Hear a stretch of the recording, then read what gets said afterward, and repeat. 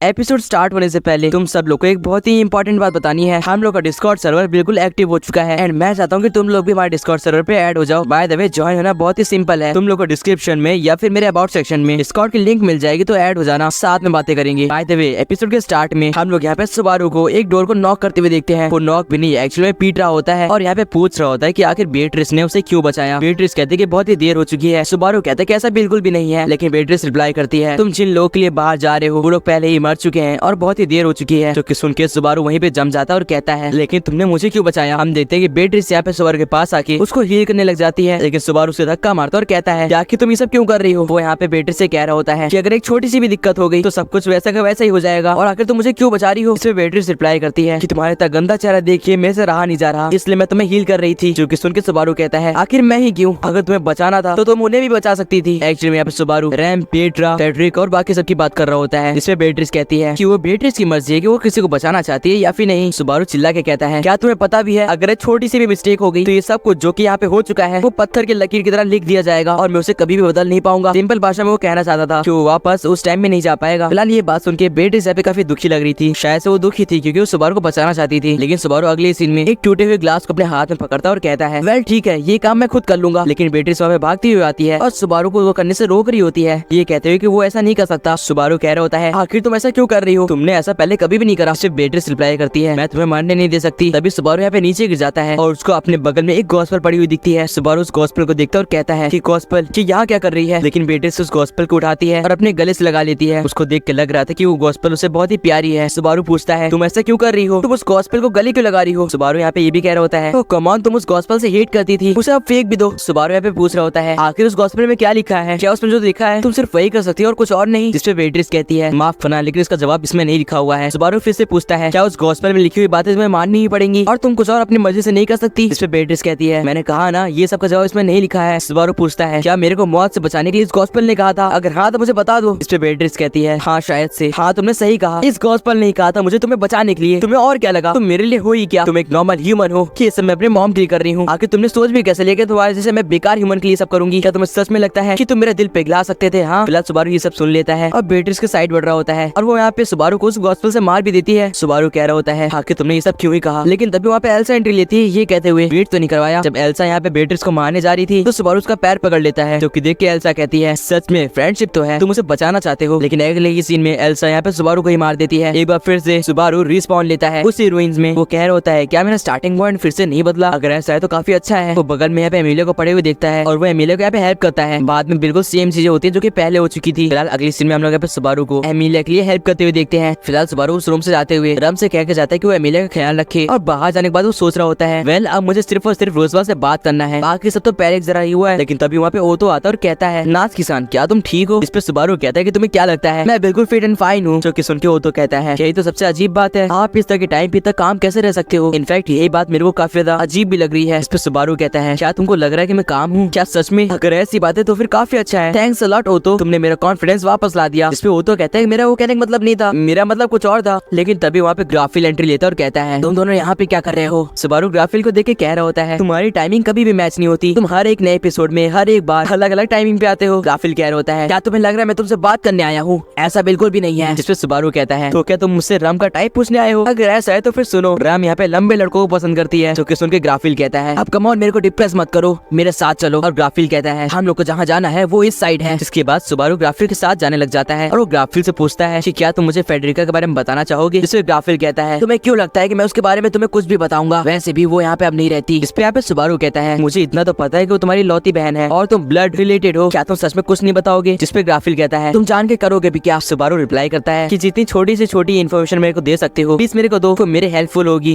लेकिन ग्राफिल उसका जवाब नहीं देता और कहता है हम लोकेशन पे आ गए हैं। हम लोग यहाँ पे रियूजो को देखते हैं जो कि यहाँ पे वेट कर रही होती है। सुबारू कहता है क्या ये वो जगह है जहाँ पे तुम आराम करने आती हो और तुमने मुझे यहाँ पे इसलिए बुलाया है क्योंकि तुम मुझे कुछ सीक्रेट्स बताना चाहती हो। इस पे रियूजो कहती है शायद से तुमने सही कहा, मैंने तुम्हें यहाँ पे इसलिए बुलाया है। जिसपे सुबारू कहता है अगर ऐसी बात है तो फिर ठीक है, मुझे बताओ कि फेडरिका यहाँ पे सेंचुरी में क्यों नहीं रह सकती और उसके साथ क्या सीन है। और हाँ ये सब मैं एमिलिया के लिए पूछ रहा हूँ ताकि मैं एमिलिया की हेल्प कर सकूँ। एक्चुअली मैं अपने सेल्फिश रीजन से पूछ रहा हूँ, क्या तुम प्लीज मुझे बता सकती हो। जिसपे यहाँ पे रियूजो कहती है वेल अब तुमने कह ही दिया है तो फिर ठीक है सुनो, लेकिन हाँ ये बात याद रखना एमिलिया अपने पास्ट से ज्यादा देर तक भाग नहीं पाएगी। जिसपे सुबारू कहता है मैं चाहता भी नहीं कि वो अपने पास्ट से भागे, आखिर एमिलिया वो लड़की है जिसके लिए मैं प्यार में पढ़ा हूँ, तो ऑफ कोर्स ये बात मैं चाहता हूँ कि वो डट के सामना करे उस चीज का। फिलहाल यहाँ पे ग्राफिल भी आता है, लेकिन वो अपनी कुछ लैंग्वेज में बोलने लग जाता है, जो कि सुन के सुबारू कहता है मैं अप्रिशिएट करता हूँ, लेकिन तुमने क्या बोला मुझे कुछ भी समझ नहीं आया। इस पे यहाँ पे रियूजो बताती है कि यहाँ पे ग्राफिल बताना चाहता है कि एस्केप या फिर भागने का कोई भी रास्ता नहीं है। एक्चुअली में यहाँ पे रियूजो बताती है कि फेडरिका के साथ बहुत ही अलग कंडीशन है और वो यहाँ पे सेंचुरी की कंडीशन के साथ मैच नहीं करता, इसलिए वो इसके अंदर या फिर बाहर जा सकती है। अब जब सुबारू पूछता है कि ऐसी कौन सी कंडीशन है, तो रियूजो बताती है एक्चुअली में ये सेंचुरी का बैरियर उन्हीं लोग को रोकता है जिनके ब्लड में आधा डेमी ह्यूमन हो और आधा ह्यूमन का ब्लड हो, मतलब बिल्कुल इक्वल। लेकिन फेडरिका के साथ ऐसा नहीं है। जिसके बाद यहाँ पे ग्राफिल कहता है इसका मतलब उसके डैड और मेरे डैड अलग अलग है। ग्राफिल बताता है कि उसका सर नेम यहाँ पे टिंजेन है, लेकिन on the other side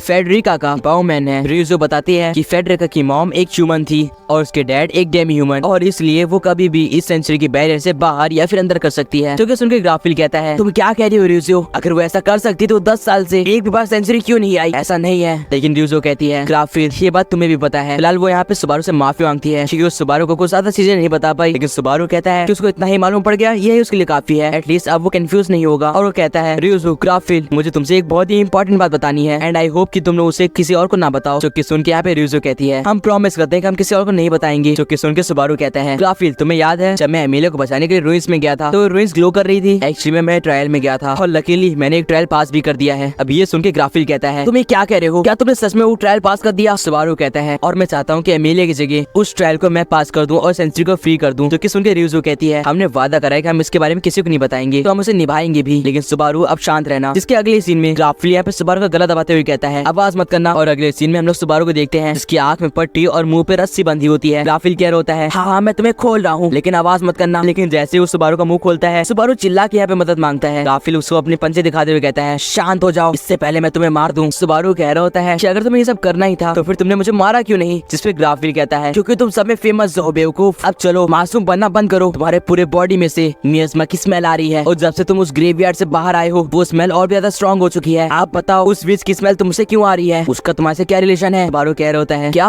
which की स्मेल? ये सब तुम क्या कह रहे हो? आखिर तुम उस ग्रेवयार्ड में जाके क्या करना चाहते हो, तुम्हारा क्या मकसद है? फिलहाल इससे पहले ग्राफिल कुछ पूछ पाता सुबारू अपनी जीप काट के मरने की ट्राई करता है, लेकिन ग्राफिल कहता है मैं तुम्हें इतनी आसानी से मरने नहीं दूंगा जब तक तुम मेरे जवाब नहीं दे देते। और वो एक बार फिर से सुबारू के मुंह में यहाँ पे रस्सी बांध देता है। अगले दिन से ही सुबारू के गायब होने की खबर हर जगह फैल जाती है और हर कोई इंसान उसको ढूंढ रहा होता है। इनफैक्ट यहाँ पे एमिलिया भी सुबारू को ढूंढ रही होती है, साथ साथ में रम यहाँ पे अपनी पावर को यूज करके सुबारू को ढूंढने की ट्राई कर रही थी, लेकिन उसको भी वो नहीं मिलता। ग्राफिल कहता है अगर कोई इंसान इतने घने जंगल में अकेले जाएगा तो ऑफ कोर्स सी बात है वो खो जाएगा। अब ये बात सुन के वो तो यहाँ पे थोड़ा सा वियर्ड बिहेव करता है क्योंकि एक्चुअली में जंगल में तो ग्राफिल और यहाँ पे सुबारू दोनों साथ में ही गए थे। एमिलिया यहाँ पे कह रही होती है आखिर तुम क्यों नहीं आ रही हो, आखिर तुम मुझे धोखा कैसे दे सकती हो? ग्राफिल यहाँ पे ओतो को कोने मिलाता और कहता है जरा मेरे साथ चलना। उसे यहाँ पे अकेले मिला के कहता है ओए सुनो छोटे, तुम्हें अपना मुंह बंद रखना होगा और हाँ ये देख रहे हो। फिलहाल इस टोन को देख के ओतो को तो यहाँ पे लालच आ जाता है। फिलहाल अगली सीन में सुबारू काफी तड़प रहा होता है और सोच रहा होता है कि वो यहाँ से कैसे निकले। वो साथ साथ में ये भी सोच रहा होता है क्या सच में बेट्रिस ने आज तक जो भी कुछ करा वो सब सिर्फ और सिर्फ इसलिए करा क्योंकि गॉस्पेल ने उसे ये सब करने के लिए कहा था? सुबारू कहता है जो भी हो, लेकिन अगर इस टाइम बेट्रिस की आवाज मेरे को सुनाई दे दे तो मैं काफी खुश होऊंगा। फिलहाल बेट्रिस की तो नहीं, लेकिन उसे किसी और की आवाज सुनाई देती है जो कि कह रहा होता है कि वो उसे बचाने आया है। एक्चुअली में ये ओतो होता है जो कि कहता है प्लीज शांत रहना, शोर मत करना, मैं तुम्हारी रस्सियां खोल रहा हूँ। और जब सुबारू की यहाँ पे रस्सियां खुल जाती हैं तो वो अपने सामने ओतो को देखता है। ओतो कह रहा होता है वेल मुझे खुशी है कि तुम जिंदा हो सुबारू। फिलहाल ओतो सुबारू को पीने के लिए पानी देता है क्योंकि सुबारू ने 3 दिन से पानी नहीं पिया था। सुबारू पूछता है कि आखिर उसको यहाँ पे फंसे हुए कितने दिन हो गए, जिसपे ओतो रिप्लाई करता है कि 3 दिन हो चुके हैं। ये सुनकर सुबारू कहता है क्या 3 दिन? क्या उसके बीच में ट्रायल चल रहा था? जिसपे ओतो कहता है तुम्हारे गायब होने के तुरंत से बाद तुमको ढूंढने के लिए यहाँ पे काफी टीम बैठाई गई, हर जगह तुम्हें ढूंढा जा रहा था। इनफैक्ट एमिलिया को तो ऑफर्स भी आए थे ताकि वो यहाँ पे रेस्क्यू टीम को हायर कर सके जो कि तुम्हें ढूंढ सके, लेकिन उसके लिए वो लोग डिमांड भी कर रहे थे। जिसपे सुबारू पूछता है क्या एमिलिया ने हाँ कर दिया? वो तो कहता है नहीं उसने मना कर दिया और वो तुम्हारे बिना बहुत ही यहाँ पे सैड हो चुकी है। वो बताता है कि जिस दिन तुम गायब हुए थे उस दिन तो एमिलिया ने ट्रायल भी नहीं दिया, लेकिन हाँ उसने कल और आज ट्रायल दिया, लेकिन अफसोस वो फेल हो गई। फिलहाल सुबारू यहाँ पे ओतो से पूछता है कि तुम ऐसे बिहेव क्यों कर रहे हो जैसे तुम यहाँ पे भागते भागते आए हो? जिसपे ओतो रिप्लाई करता है वो एक्चुअली बात ऐसी है कि ग्राफिल मेरे को भी ढूंढ रहा है, एक्चुअली तुम दोनों को जाते हुए मैंने देखा था ना। जो कि सुनकर सुबारू कहता है क्या कह रहे हो? ओतो कहता है कि उसने मेरे को बताने से मना करा था कि तुम और वो मिले थे लास्ट नाइट। इनफैक्ट उसने मेरे को एक बहुत ही कीमती स्टोन भी दिया था, लेकिन मैंने मना कर दिया। जो कि सुनकर सुबारू कहता है तुम कहना चाहते हो कि तुमने उस कीमती स्टोन को यहाँ पे मना कर दिया मेरे लिए और अब ग्राफिल तुम्हारे पीछे पड़ा है? जो कि सुनकर ओतो कहता है हाँ तुमने सही समझा। वेल ऐसा देखा जाए तो काफी फनी डिसीजन था ना। इस पे सुबारू कहता है तुम मजाक क्यों कर रहे हो, क्या तुम पागल हो,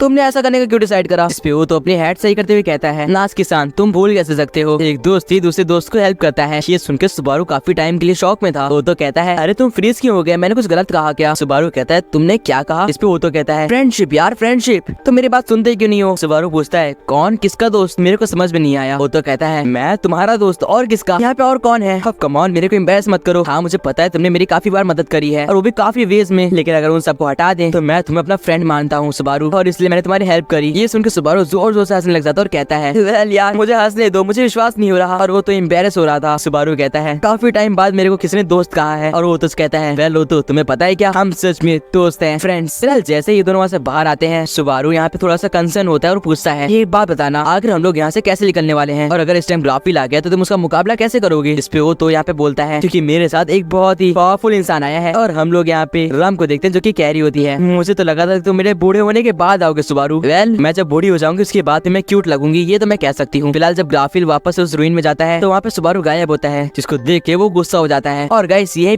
एपिसोड एंड हो जाता है। आप लोग को ये एपिसोड कैसा लगा कमेंट्स में बताना, एंड सब्सक्राइब कर दो इसका अगला एपिसोड देखने के लिए। बाकी मिलता हूं आपसे किसी और नेक्स्ट वीडियो में। Till then good bye.